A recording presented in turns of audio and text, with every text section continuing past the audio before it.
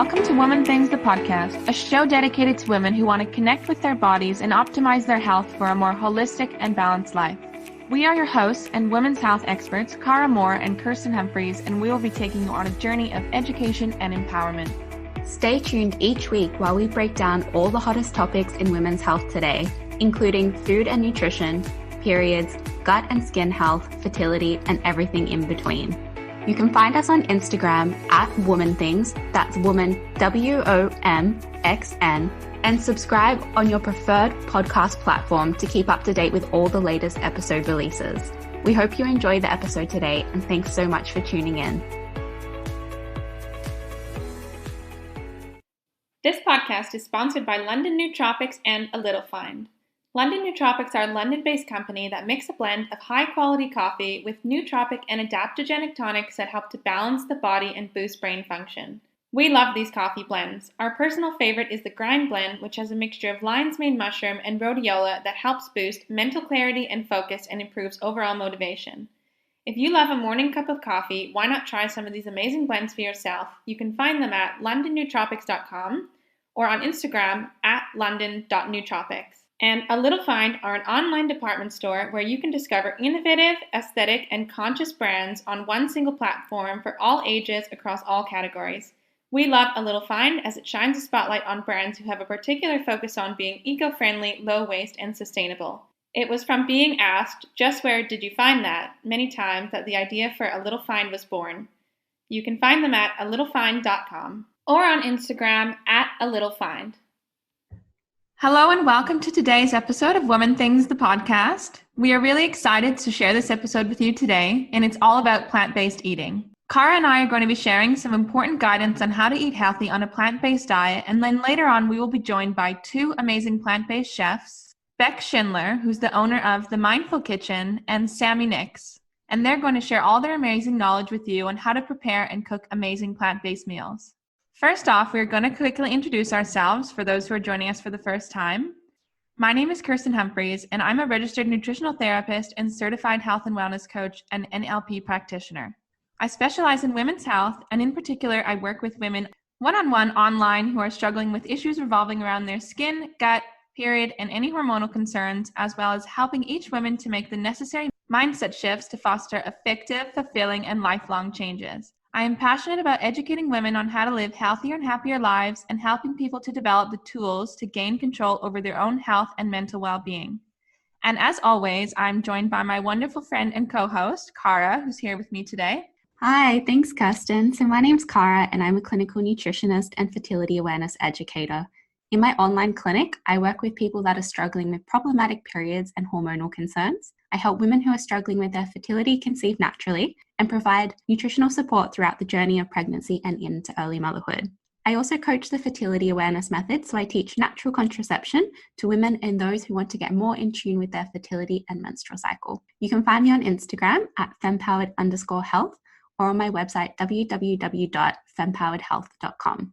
And you can also find Kirsten on Instagram at kickstart_with_Kirsten or on her website www.knhwellness.co.uk. So yeah, let's jump into the plant-based eating episode. There's so much to cover today, but let's begin with talking a little bit about why plant-based eating has become so popular over the last years. Yeah, so plant-based eating has gained a lot of attention over the past few years because of big names like Deliciously Ella and even Beyonce making plant-based eating seem more fun and more cool. The diets are considered healthy because they're generally low in saturated fat and cholesterol and rich in fiber, vitamins, minerals, and antioxidants. And when done in a healthy way, a plant-based diet can help to prevent things like heart disease, obesity, high blood pressure, and help to reduce inflammation within the body. And this has been shown to speed recovery time in some athletes. Some studies have even shown that vegans and vegetarians can have longer lifespans, but this could be due to the fact that they're generally living and eating healthier than the average person, and also spending lots of time outside, exercising, eating less sugary foods, and generally looking after their health. But there are a lot of reasons why one can go plant-based.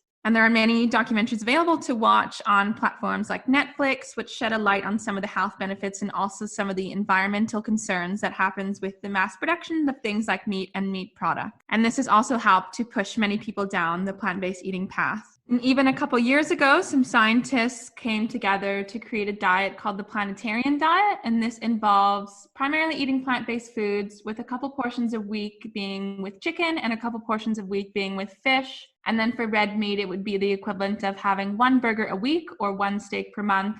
But the diet should mostly be focused on fruits, vegetables, nuts, whole grains, starchy foods, and plant proteins the majority of the time. And this is what they found to be both optimal for human health and to help protect the environment as well. So for those wanting to try a plant-based diet for environmental reasons, this could be a great place to start. So just to note, there are a couple key differences between a plant-based diet and a vegan diet. Generally, people who are eating vegan are doing it either for an environmental standpoint or for animal welfare, whereas plant-based can also be that as well, but a lot of the focus of a plant-based diet is on human health. And those eating a plant-based diet may not necessarily be 100% plant-based and may have meat and dairy and or fish products every once in a while, but majority of their food is coming from plants. If you are eating a large majority of your diet with plant-based foods, it can have slightly fewer calories than some of the other foods, so portion size may need to be slightly larger to fulfill calorie needs and nutrient needs. And generally, a healthy plate should always have at least half based of vegetables and fruits, a quarter of proteins, and this could be from plant or animal sourced, and a quarter being with whole grains, and also a good portion of healthy fats like olives, avocado, and olive oil on top. And for snacks throughout the day, this would look like nuts and seeds with fruits, nut butter with whole grain crackers, or something like carrots and hummus. So there are a few things we need to be mindful of when eating a plant-based diet, and Kara's going to run you through them quickly now. Yeah, you're definitely right, Kirsten. Plant-based eating has become a little bit trendy, I would say, recently. And that's really good because everyone does need to eat more plants in general, whether you are predominantly plant-based, whether you're omnivore. I think everybody could benefit from eating more plants. So it's a really good trend to follow. But there are some things that you do need to be mindful of when you are transitioning from your standard diet that you're eating now to a more plant-based diet, especially if you are predominantly plant-based or completely plant-based. So I guess my biggest concern when people are switching to a plant-based or vegan diet is that you're cutting out a major food group or major food groups. And when you're doing this, whether it's because you're going plant-based or to follow another type of diet, you run the risk of nutrient deficiencies. For example, our animal products in particular contain nutrients like iron, B12, iodine, omega-3 fatty acids, and they contain all the essential amino acids from our proteins. So these nutrients are essential for the body, and we cannot create or synthesize them on their own.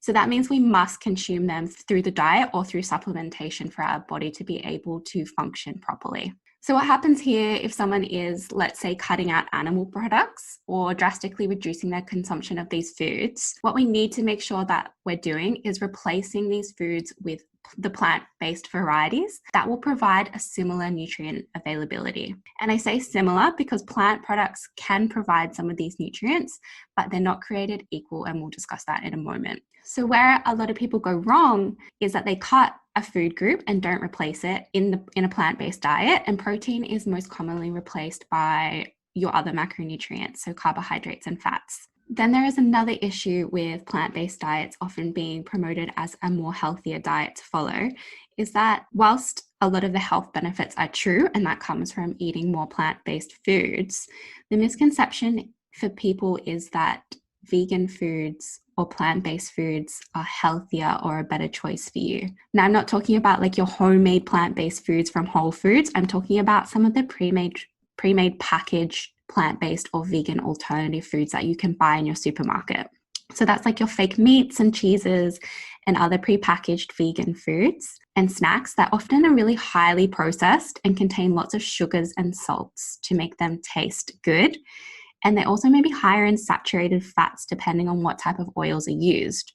So often They are also often lower in protein and higher in carbohydrates, which can cause lots of issues with our blood sugar control. So if you want to hear more about this, make sure you go back to our second episode, which is dedicated entirely to carbohydrates in the diet. And at the end of the day, it's just good to realize that a cookie is a cookie, a cake is a cake, a burger is a burger, and whether it's vegan or not, it's still whether it's vegan or not. So don't be fooled by the marketing to think that these foods are necessarily a better choice for you and that it's okay to eat these foods every day just because they are plant-based. Yeah, you're totally right, Cara. And with going back to what I said before, if you're focusing on things like vegetables and fruits and things like beans and lentils, chickpeas, any whole grains like quinoa, these are the kind of foods you want to be opting for when eating a plant-based diet. And these are the kind of foods that give you all the health benefits that everyone talks about when you're on a plant-based diet. Yeah, so it takes a little bit more effort and research to make sure that you're getting in all of these nutrients and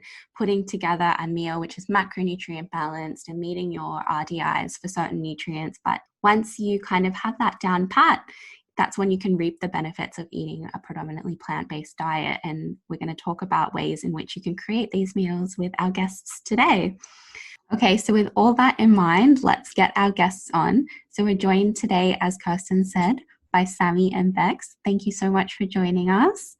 So Bex, did you want to start by introducing yourself? Yeah, hi, I'm Bex. I'm a mostly self-taught chef with a focus on healthy plant-based food. So I run a small business called The Mindful Kitchen, which mostly caters for things like yoga and wellness retreats. I do some private chefing as well. And I also offer things like online cooking classes. So helping people to find their confidence in cooking plant-based food at home. That sounds amazing. And Sammy? Hi, I'm Sammy. I am a plant-based chef and content creator with a focus on healthy eating. I was a plant-based chef for a restaurant and now I do it at home, helping inspiring individuals to eat more fruits and veggies. Yeah, I love that. You definitely have a very colorful and vibrant Instagram feed. It's beautiful. Thank you. So thanks, guys, for both coming on and joining us today.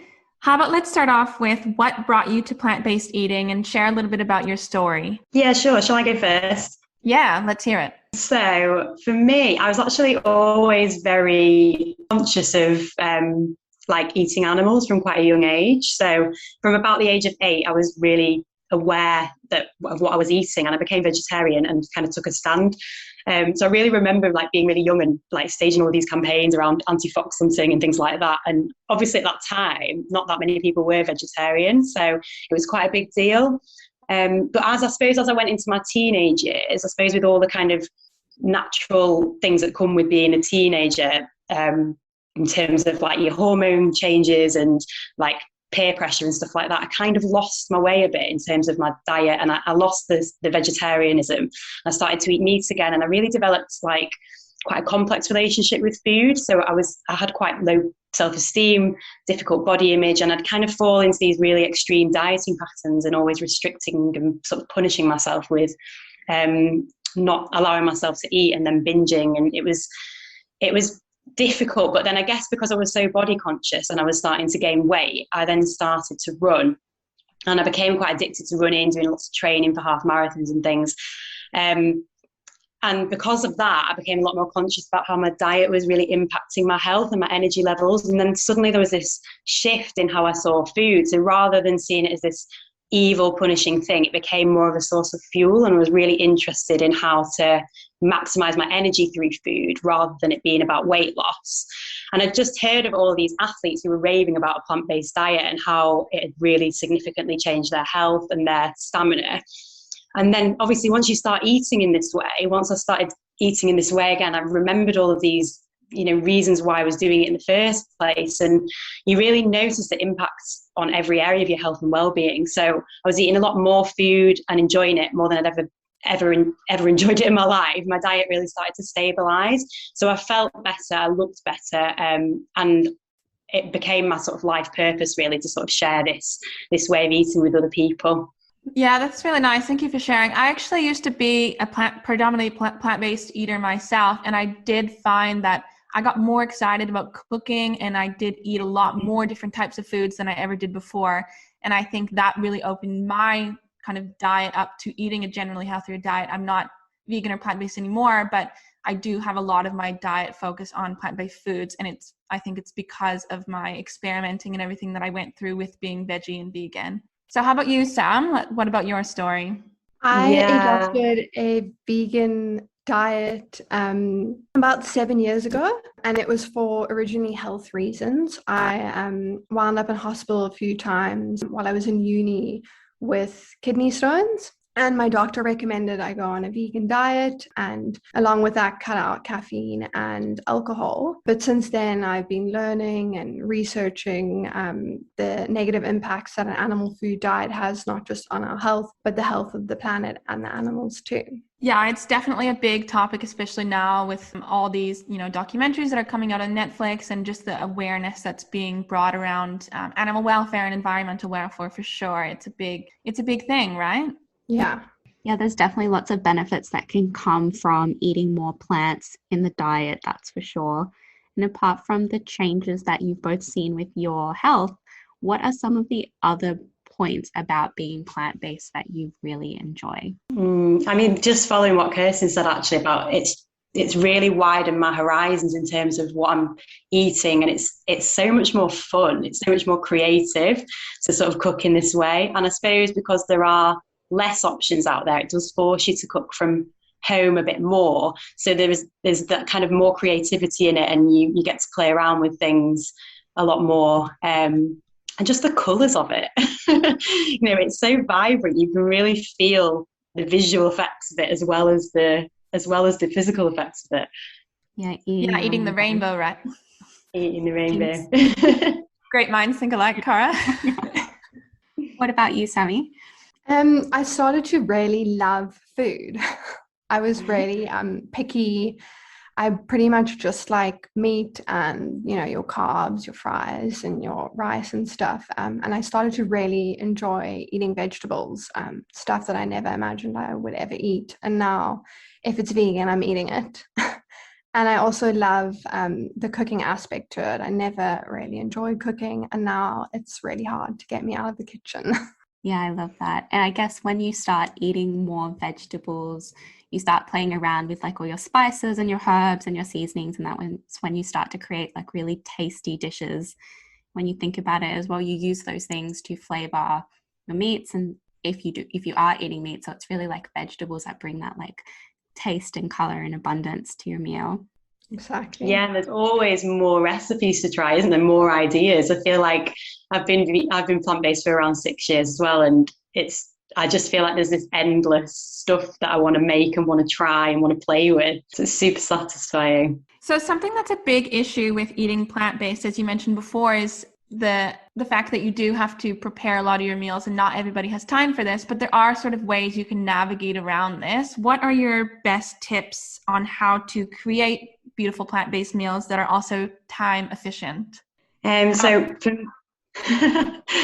me, I think it really starts with making sure you've got all of the right things in your store cupboard. So I always have certain things in there that I know I can make a quick meal from in case I haven't managed to plan for the week or I haven't managed to prepare anything. So things like noodles, grains like quinoa, miso, dried mushrooms, tamari, tahini. There are kind of lots of things that kind of really help to bring the flavour out of things. So if I've just got lots of vegetables in the fridge, I can quickly steam some, make some noodles, throw in some seasonings.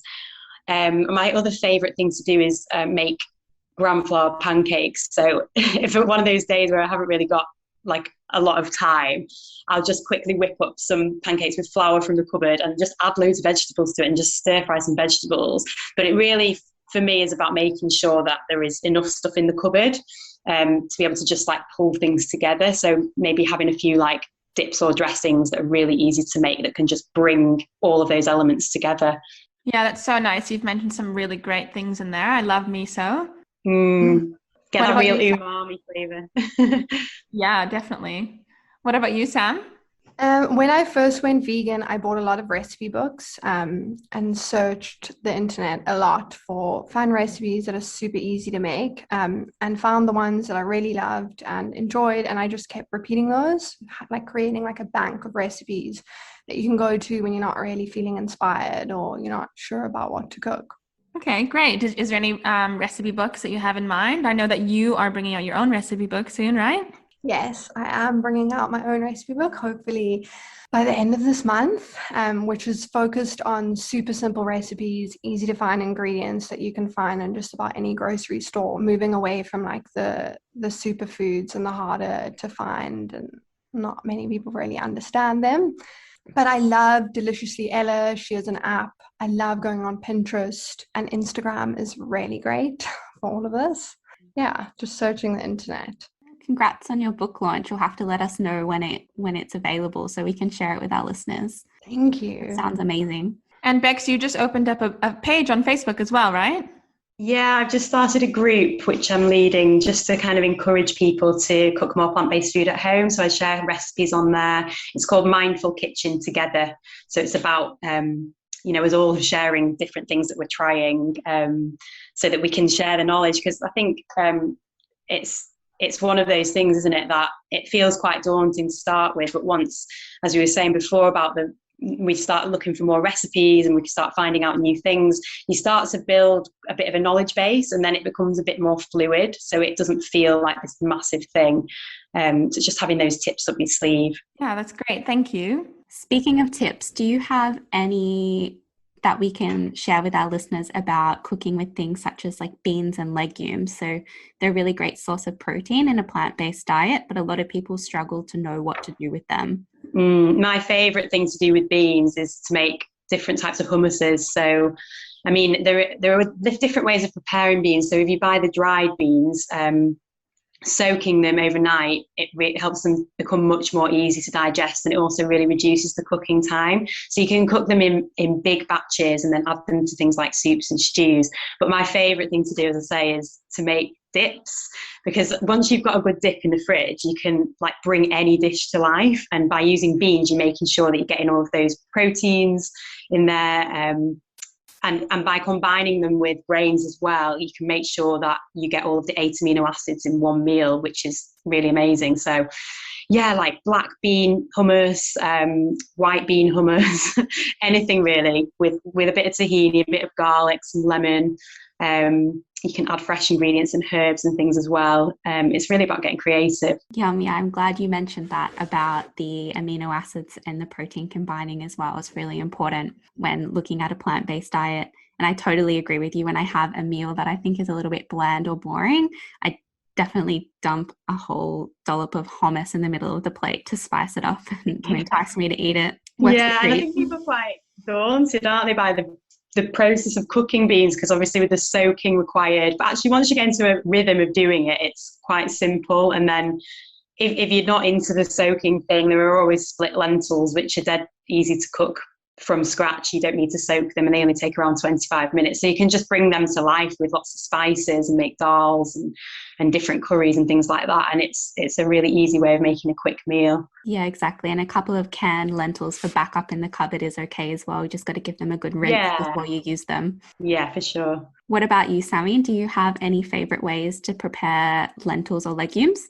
Yes, the same with Bex. I love hummus. I love adding like roasted beetroot and carrot to give it that extra flavor. But I also love making burgers and meatballs. I love like black bean burgers, and you can freeze them and keep them for when you need something quick and easy to make. And like mushroom and lentil meatballs, and then just adding your beans and legumes to, your curries and your stews. I love adding chickpeas to my green curry, and love a lentil dal. Yeah, me too. So warm and nourishing. So what would you guys say was your biggest struggle with going plant-based, and what have you done to sort of overcome and make sure you're getting a lot of variety in your diet and just making things a little bit easier for yourself? I think it was really just knowing what to do to start with. So I realised when I started that I became quite deficient in iron. That was the main thing that I struggled with. And I realised over time that I just wasn't eating enough calories. So because I didn't have the experience to start with of how to kind of bulk my meals out, I was eating a lot of vegetables, which is great, but I probably wasn't eating enough protein, probably wasn't eating enough fat. And it's just remembering, isn't it, that all of these things are really important. And now I know where to get my healthy fats and where to get my proteins. And I always make sure I'm adding in things like seeds, tahini, nut butters. different ways of getting in those calories, eating lots of avocado. So it was really just learning how many calories that I actually needed to support myself through a plant-based diet. Yeah, we touched on that a bit actually at the beginning of this episode as well, just because it is so important. And plants generally, when you're eating a lot of fruits and vegetables, although they are really healthy, they are lower in calorie intake. So you do need to make sure, like you said, that you're adding in those extra bits just to kind of increase your nutrient quality and increase your calorie amount. And also the preparation as well, isn't it? Because I think what I didn't realise was that plants have a lot of anti-nutrients in them as well. So it's learning how to prepare them in a way that doesn't compromise the absorption of other nutrients. So things like soaking and sprouting and eating fermented foods alongside those sort of main products. And you just learn as you go. And I learned the hard way by becoming quite anemic, and then I figured it out, and now I'm thriving. So yeah, those are such important things. What about you, Sam? When I first went vegan, the vegan food scene was almost non-existent, especially where I was from in Cape Town. So it was super challenging for me. I was a uni student.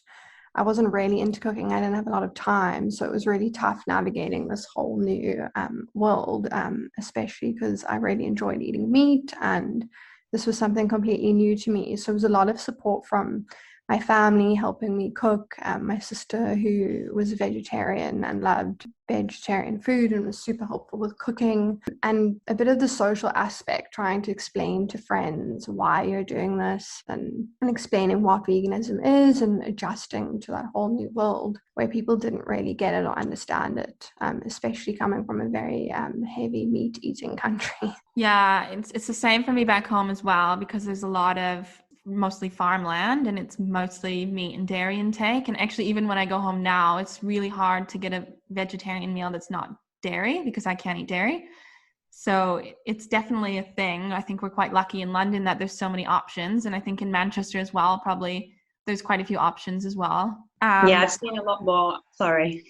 I've seen a lot more options popping up in terms of vegan food over the past few years, but I have noticed there's quite a lot of junk vegan food out there. So it's kind of knowing the difference as well, isn't it? Between, I mean, not that that's a bad thing. It's great to have loads and loads of options, especially when you're trying to impact like the planet and trying to do everything that you can.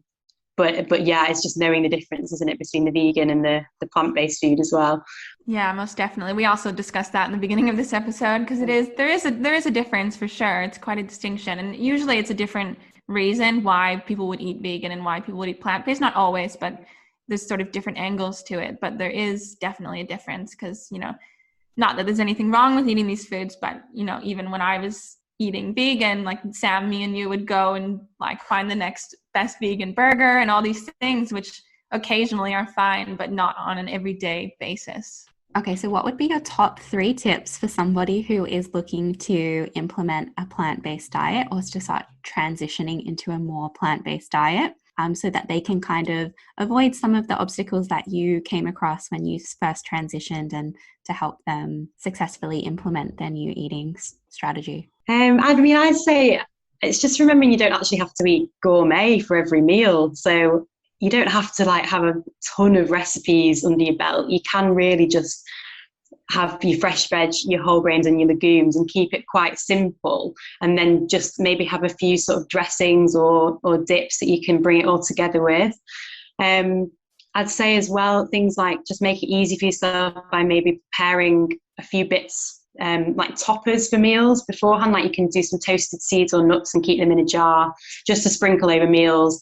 Always have some sauerkraut in the fridge, always have some cold pressed oils, some nori seaweed, which you could use to season things, citrus. So it's making sure there are just certain things that you kind of top up on a weekly basis. And then if you're stuck for things, it's really easy to just pull things together. It doesn't have to be super gourmet.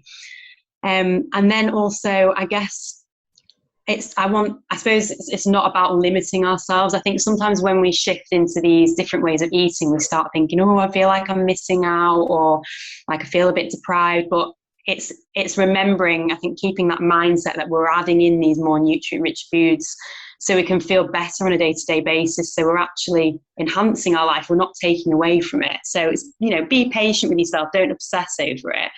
You'll find that the more you start to add in healthy, nourishing foods, the more empowered you'll feel, and then the less you'll probably want to reach for those unhealthy processed foods. So cooking improves gradually as you get more familiar with ingredients. So yeah, be patient. Yeah, that's great. I love the recommendations you had for bringing flavor and tying your meal together. So all of those nuts, seeds, seaweeds, tahini, all of those things help you consume the nutrients that can be lacking in a plant-based diet. So getting in your calcium, your zinc, your iron, your iodine. I think you said flaxseed as well. So your fatty acids, they're all really great recommendations to make food taste great, but also make sure that you're meeting your nutrition. What about you, Sammy?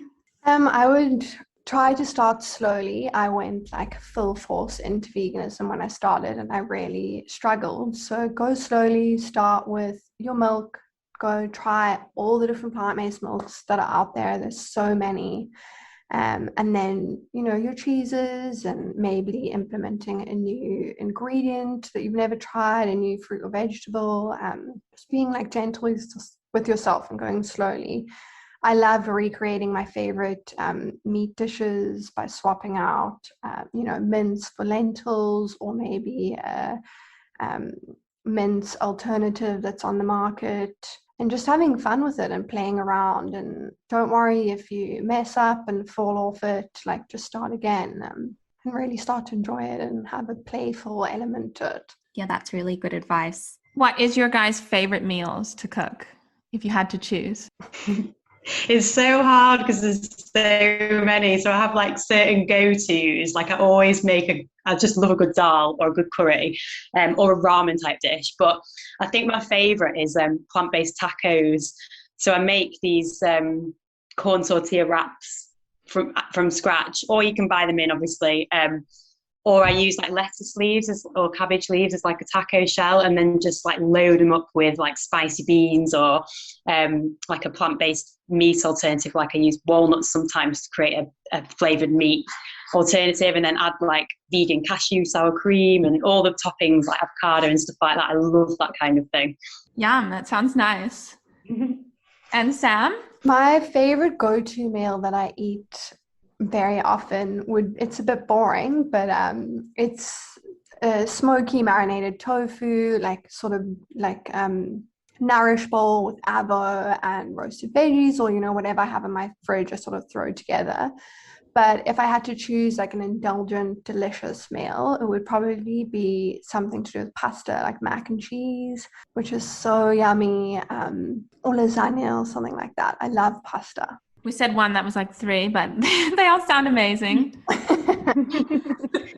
So hard to choose, especially when you're chefs. So where can our listeners find you? So I'm on Instagram. I'm _ the mindful kitchen _ so it's the mindful kitchen with Bex. I post on there fairly regularly, and then also on Facebook, the mindful kitchen with Bex as well. Yeah, and you do some catering for private retreats if anyone's interested, right? And I believe you just did one for the Black Eyed Peas, which is pretty cool. Yeah, I do. My main focus is kind of yoga and wellness retreats, and then I had the amazing opportunity just before Christmas of spending 5 weeks with will.i.am and the Black Eyed Peas, basically supporting them through their music making. And they've got a really amazing attitude towards their diet and how it helps to reinforce their creativity and support their energy levels throughout whilst they're kind of creating music and stuff. So that was an amazing experience. Oh, that's so cool. Yeah, that's super cool. And Sammy, where can our listeners find you? You can find me on Instagram, Sammy Nicks, SammyNicks, and I'm on TikTok now and Facebook, and I have a website where I upload my blog posts too. It's also Sammy Nicks. You can find it in my Instagram bio. Amazing. And apart from our listeners stalking you down and finding you for inspiration, do you have any recommendations for other blog posts or resources which people can use to help get creative with their plant-based eating? Yeah, there's loads. I mean, there's a really great chef called Bettina. She's Bettina's Kitchen on Instagram. So she's doing a lot of plant-based stuff at the moment. I really like chefs like Anna Jones as well, who she's not fully vegan. She's vegetarian, but she does a lot of vegan options, and it's all really easy easy to cook stuff at home. So dead simple, quick meals made from mostly plant-based ingredients. That's great. Thank you. And Sam? As I said before, I love Deliciously Ella. She has a really easy app to use, filled with super nutrient-dense meals. I love Elsa's Wholesome Life on Instagram. She also has a website and 2 cookbooks. She's my absolute favorite. Beautiful meals. And then just scroll through Instagram, scroll through Pinterest. There's so much out there. Amazing. Thank you so much for sharing all your knowledge on plant-based eating. You're welcome. Thank you so much for having us. Thank you. Have a great day. And yeah, till next time. Thank you for listening to our show today. If you enjoyed this episode, please make sure that you subscribe, let us know what you thought in the comments, and share it with all the important women in your life. There are plenty more of these episodes to come, so please visit our website to stay in the know. You will find us at womanthings.com. That's WOMXN. Much love, Kirsten and Cara. The information contained in this podcast is not intended to treat, diagnose, or replace the advice of your healthcare practitioner. Always consult with a qualified health professional if you have a pre-existing health condition or are currently taking any medications before making any changes to your diet or lifestyle.